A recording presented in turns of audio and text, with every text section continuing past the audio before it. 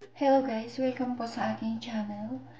For this video guys, gagawa po tayo ng donut para mas madali po siyang negosyo, or ilalagay ko po ang ingredients at saka ang ating total of costing po.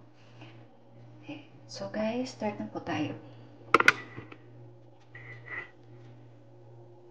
So, meron po tayong yeast, ang ating ingredients. Meron tayong milk. Meron tayong sugar. Meron tayong baking powder. And then 1/4 of flour. At saka yung ating oil. And then, meron din po tayong kunting tatak ng asin. And then, dapat meron din po tayong oil lagi. Kasi, para yung kamay po natin ay hindi dumikit doon yung harina. So, ayan guys. Ilagay na po natin ang ating tubig.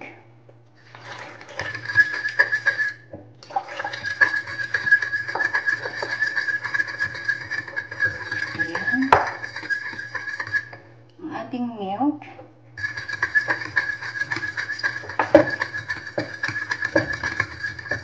Sugar.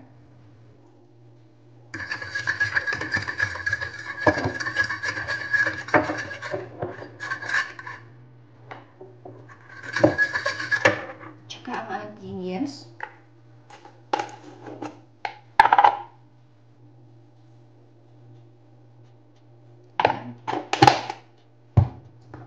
At saka ang ating baking powder.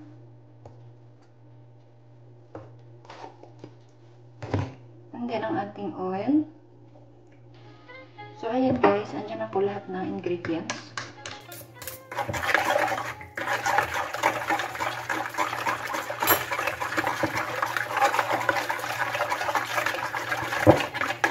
So, halo-haloin lamang po natin siya.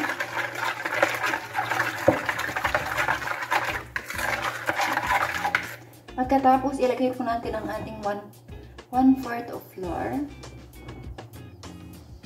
So, ayan.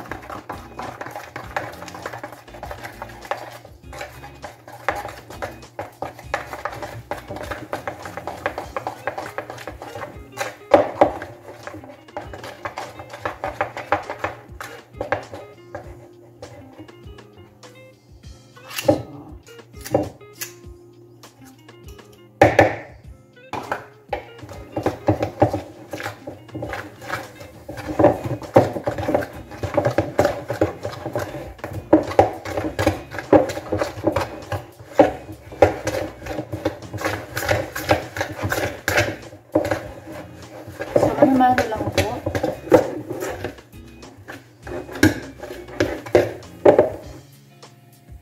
So, ayun guys.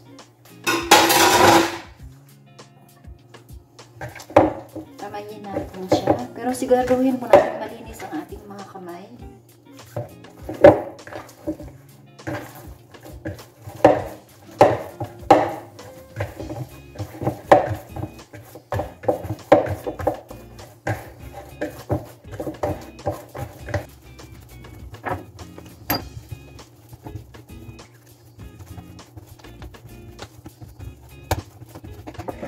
Ilagay mo siya sa isang lagayan. Iwan natin siya mga 15 minutes or 1 hour. Bago natin siya i-form na donut. So, yan. Tapos ito. Ano natin yung gagawin? Syrup.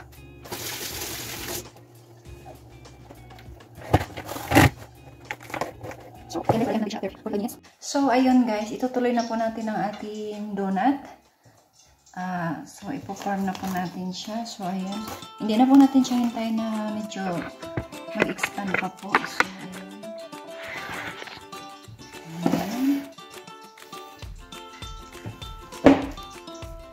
hindi na siya guys. Tumubo naman na po siya. So, ganyan naman siya. So, yan.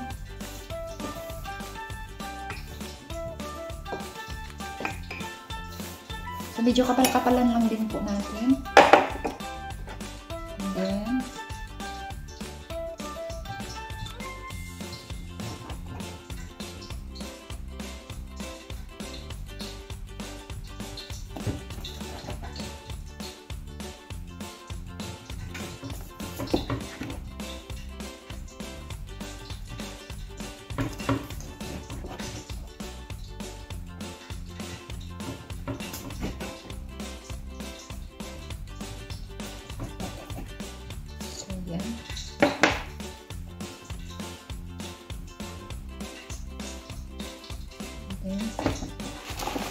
Lagyan lang natin siya ng butas sa gitna. So, ito na lang ang pinagigit ng butas.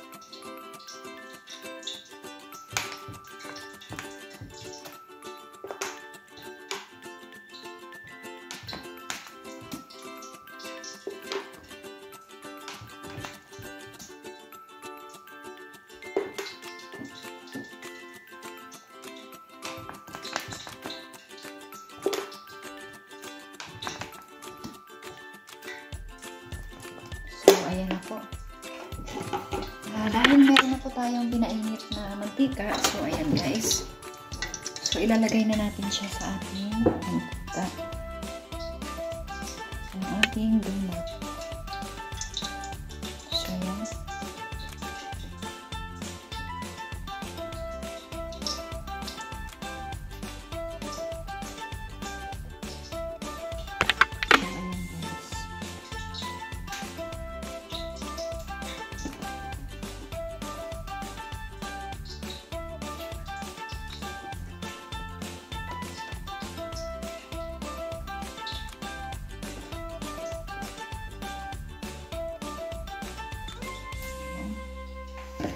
And then, dahil meron po.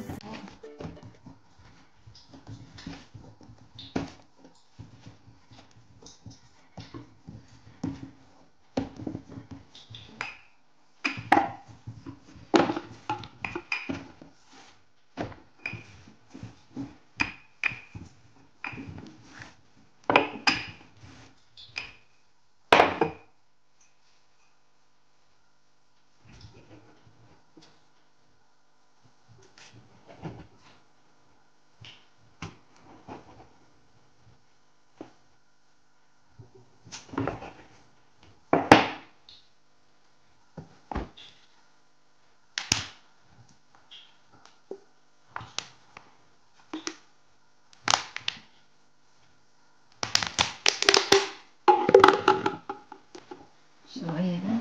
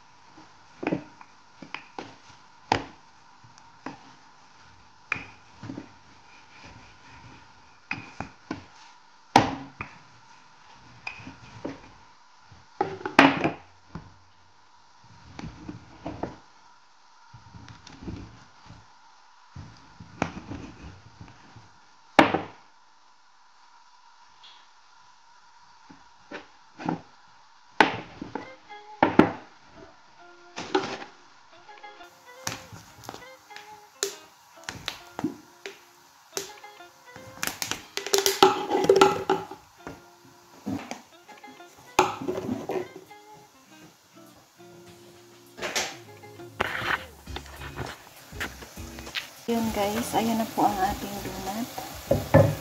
So, naluto na po siya. Ilalagay na lang natin, tanggalin na lang natin just mantika.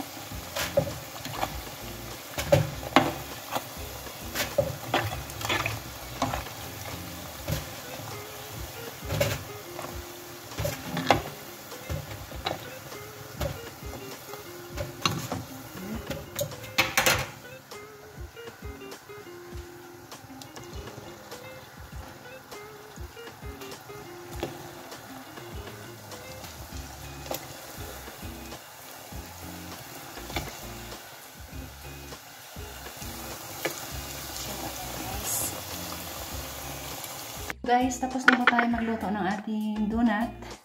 And then, lalagyan po natin siya ng asukal. Tapos, ilagay natin siya sa isang malinis na lalagyan.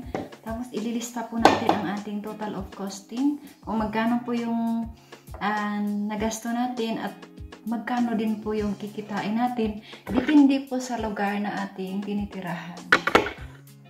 So, ayan guys, nilagay ko lang dito yung asukal.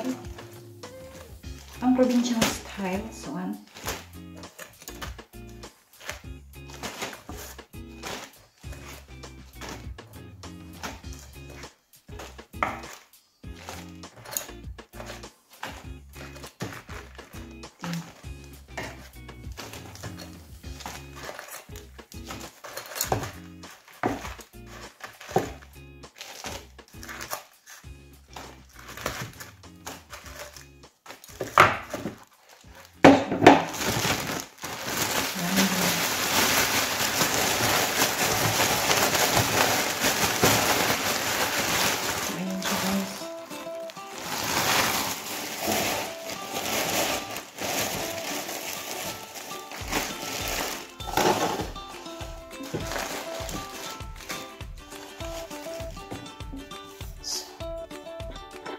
So, nakagawa po ako ng 18 pieces na donut sa aking 1/4 of flour.